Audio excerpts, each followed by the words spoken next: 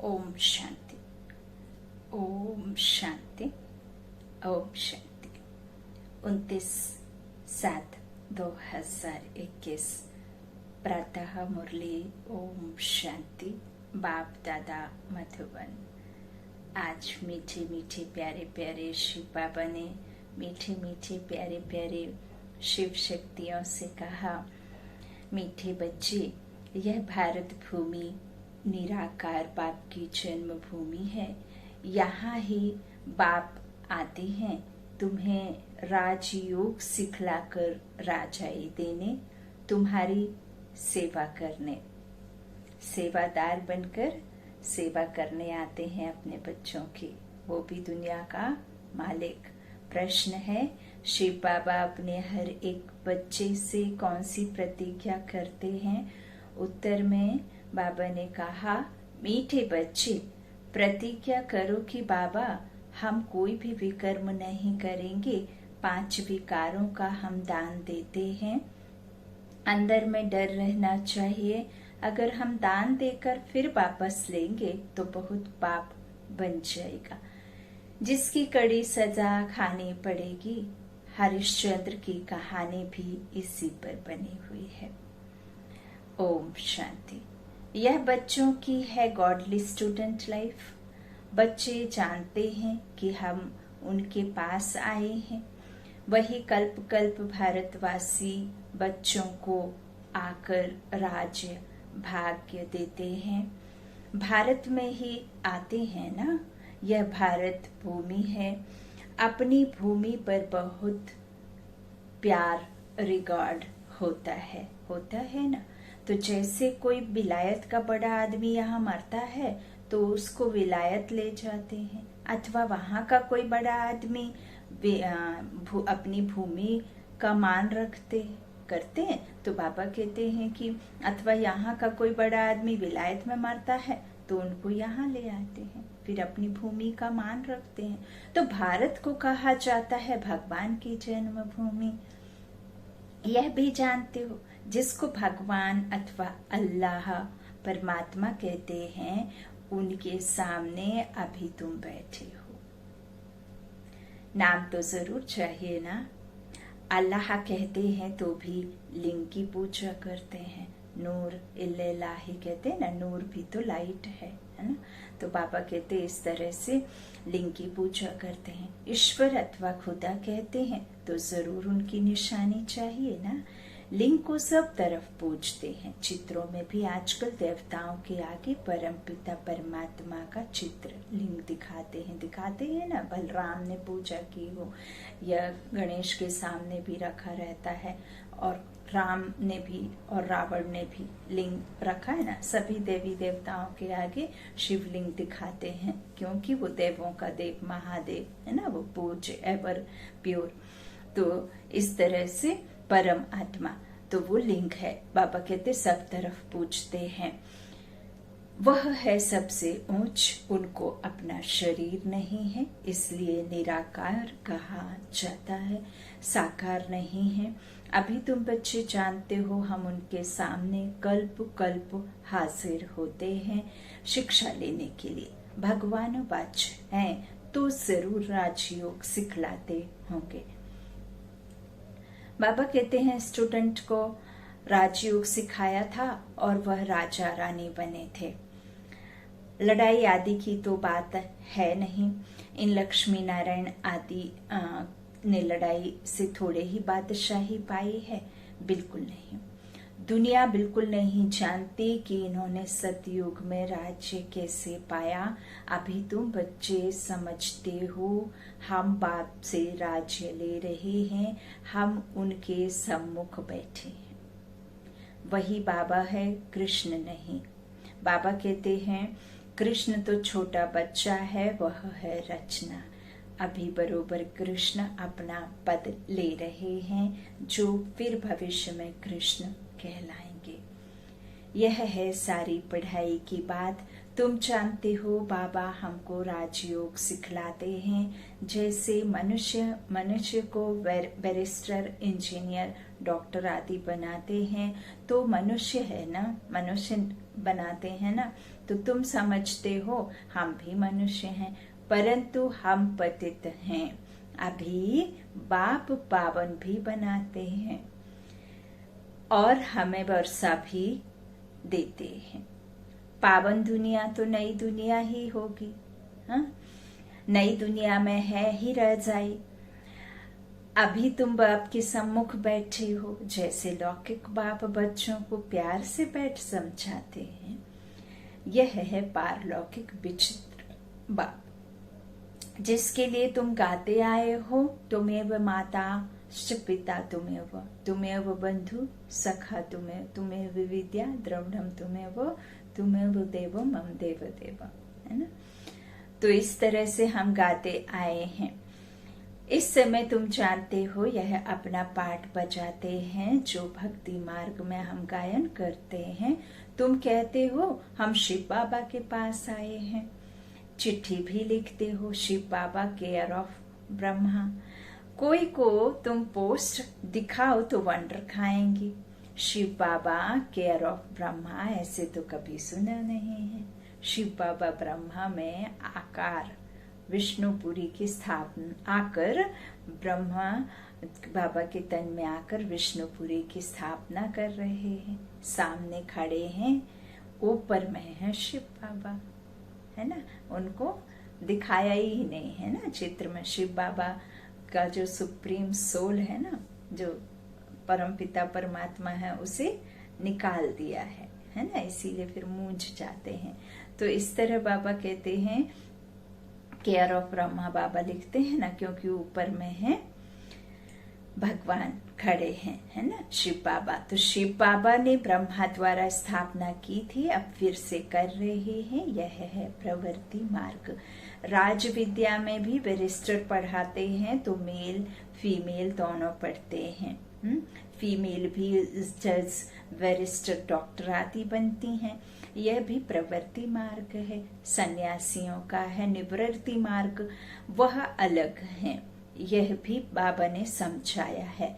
शंकराचार्य आकर नहीं, बाबा कहते अगर नहीं आता तो पवित्रता का अंश नहीं रहता, भारत बिल्कुल ही जल मरता। ये संसार यदि अभी तक टिका हुआ है तो किन्हीं ऐसी आत्माओं की वजह से टिका हुआ है, जो यहाँ आकर के बहुत सारी, जो कहना चाहिए महान आत्माएं, पवित्र आत्माएं, है ना, पुण्य आत्माएं अभी यहाँ जो हैं, और जो बहुत सारे धर्मात्माएं हैं ना, उनकी वजह से ये दुनिया अभी भी टिकी हुई है। नहीं तो इस संसार में इतना पाप है कि ये दुनिया इतने समय चलती ही ना। लेकिन बाबा वही बता रहे हैं कि शंकराचार्य अगर नहीं आता तो पवित्रता का अंश नहीं रहता, भारत बिल्कुल ही जल मरता। यह नूंद है, यह भी ड्रामा में एक सीन है। भारत को थमाने के लिए, भारत बहुत पवित्र था, फिर अब पवित्र बना है। अभी भारत कितना कंगाल है। कहते हैं सोने की लंका समुद्र के नीचे चली गई है। अब लंका तो सोने की हो नहीं सकती। यह सब कहानियां बैठ लिखी हैं, जिससे फायदा कुछ भी नहीं। तुम बच्चे जानते हो बरोबर, बाबा हमको बिल्कुल सहज याद के बल से कितना ऊंच बनाते हैं। बाप प्रतिज्ञा करते हैं अगर निरंतर याद करने का पुरुषार्थ करेंगे तो विकर्म विनाश हो जाएंगे। भक्ति मार्ग में भी याद करने का पुरुषार्थ किया है ना। क्यों याद करते हैं? कि हमको साक्षात्कार हो। ऐसे नहीं याद करते कि कृष्णपुरी में हमको बादशाही मिल जाए। हाँ, वह हम नरसिंह नारायण बन जाएं। भक्ति काल में यह तो नहीं था ना, क्योंकि वहां तो हमें कोई ऐसा बताने वाला आत्मा का ज्ञानी कोई रहता ही नहीं। संगम युग पर जब बाबा आकर के खुद मैं जैसा हूँ, जो हूँ, कहाँ से आता हूँ, क्यों आता हूँ, यह सब जब राज समझाते हैं, तभी फिर हमें उस राज को समझ कृष्णपुरी और रावणपुरी का नॉलेज होता है। तो बाबा कहते ऐसे तो नहीं सोचते ना, आश नहीं रखते हैं कि हम मनुष्य से देवता बने। गाते भी हैं मनुष्य से देवता किए। तुम देखते हो बरोबर कलयुग के बाद सतयुग आएगा। कलयुग में इतने मनुष्य हैं, सतयुग में एक धर्म होगा। अभी तुमको आत्मा और परमात्मा का भी ज्ञान मिला है। दुनिया में एक भी मनुष्य नहीं जिसको आत्मा का ज्ञान हो। आत्मा में 84 जन्मों का पाठ कैसे नुधा है, यह कोई जानते नहीं। यह अक्षर भी कभी कोई से नहीं सुने हैं। बाप तो है ज्ञान का सागर, पतित पावन निराकार।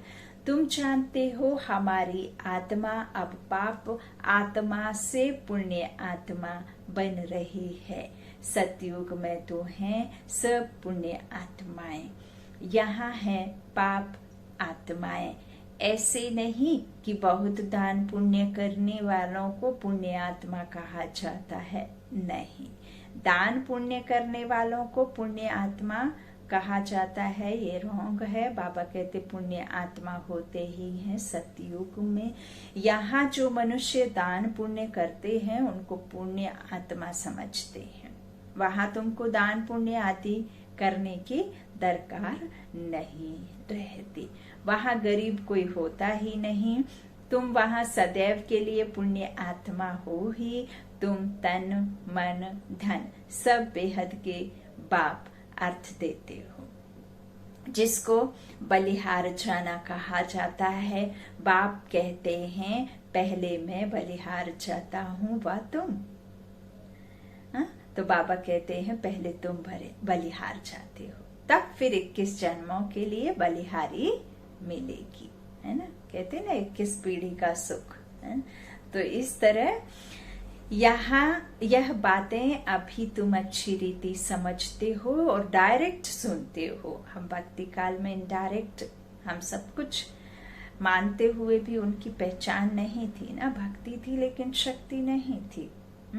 और हम जानते थे लेकिन हम मानते थे लेकिन उन्हें जानते नहीं थे, पहचानते नहीं थे। हमारा उनसे संबंध तो था लेकिन उस संबंध को हम यथार्थ रीति नहीं जानते थे, है ना, कि वो कौन है हमारा। इसीलिए फिर हम मांगा करते थे। और यहाँ हमें हक लेना है, कर्मेंद्रियों को वश कर स्व पर राज्य प्राप्त करना है। तो इस तरह से फिर आपको आपका हक मिलेगा। बाबा कहते हैं इस तरह डायरेक्ट सुनते हो, घर में रहते हो तो वहां मुरली आती है, दूर से सुनते हो। अभी तो बाप के सम्मुख बैठे हो। बाप कहते हैं बच्चों मैं तुम्हारा बाप भी हूँ। और यहाँ अंधश्रद्धा की कोई बात नहीं। बाप भी है, टीचर भी है। बाप का बनने से वह शिक्षा देते हैं।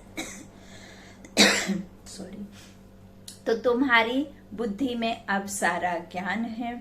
84 का चक्र भी तुमको समझाया जाता है। जो 84 जन्म लेने वाले नहीं होंगे वह समझेंगे नहीं।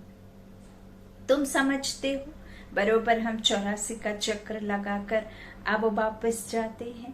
बाप कहते हैं तुम आत्मा अशरीरी आई थी, फिर अशरीरी होकर वापस जाना है। शरीर के साथ ना आए ना जाएंगे।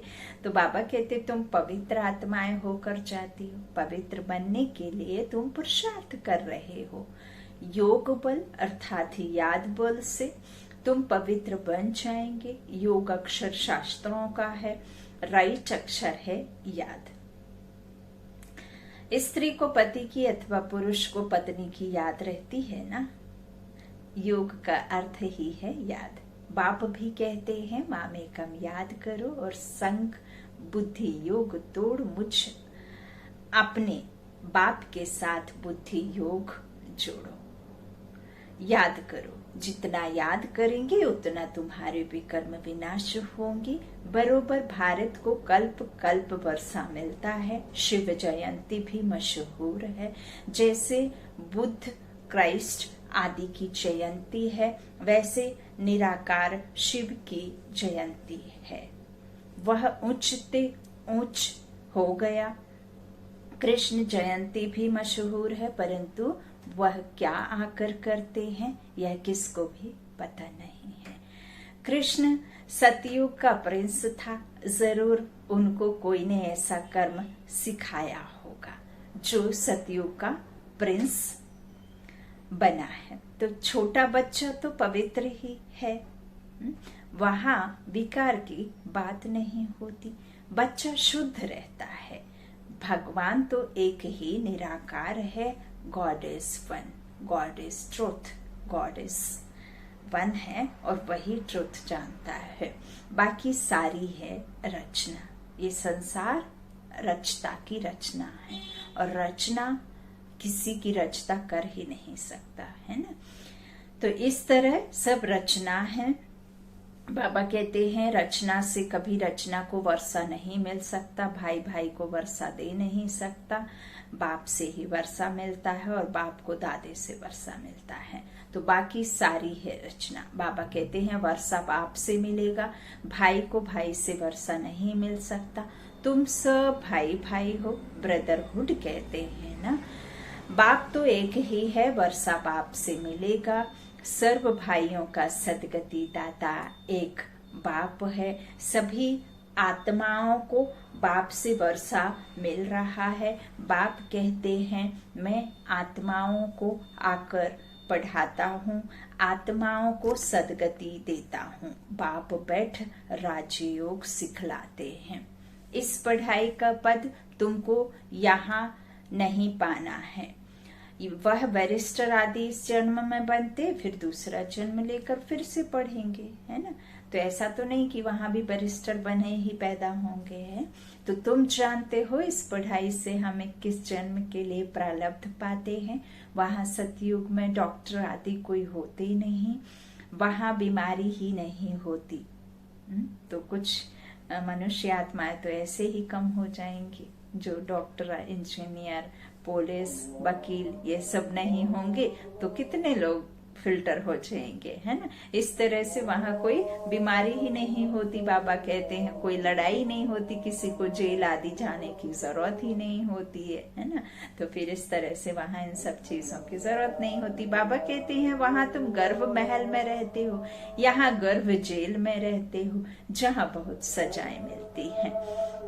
तब पुकारते हैं इस जेल से बाहर निकालो, हम फिर कोई भूल नहीं करेंगे, है ना। तो धर्मराज से प्रतिज्ञा करते हैं, यहाँ तुमको शिव बाबा से प्रतिज्ञा करनी है, बाबा हम कभी विकर्म नहीं करेंगे, 5 विकार हम आपको दे देते हैं। यह भी बाप जानते हैं कि विकार कोई ऐसे फट से नहीं छूटेंगे। कोई एक जन्म की बात नहीं है, 63 जन्मों से ये हमारे साथ चल रहे हैं, तो यूं ही सेकंड्स में नहीं छूट जाएंगे। बाबा यह बात जानते हैं। अंदर डर रहना चाहिए कि हम विकारों का दान देकर फिर लेंगे तो बड़ा पाप हो जाएगा। जैसे राजा हरिश्चंद्र का मिसाल है।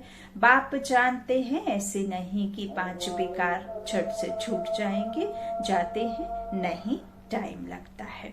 तुम्हारी कर्मातीत अवस्था होगी तब लड़ाई लगेगी। यह 5 विकार हैं बड़े दुश्मन, उसमें भी मुख्य एक है देह अभिमान। उसका दान देना कितना मुश्किल है। घड़ी घड़ी बाप कहते हैं अपने को आत्मा समझ मुझ बाप को याद करो, परंतु यह होता नहीं है। देह अभिमान बनने से फिर काम की चोट लग जाती है। देह अभिमान सबसे तीखा है। देही अभिमानी बनने की मेहनत है। मुख्य देह अभिमान आने से ही पाप हुए हैं। बाबा कहते 5 विकार दान में देना पड़े, हमें इसमें समय लगता है। साजन बिगर सजनिया तो जाना सके, पहले साजन को जाना है फिर सजनिया।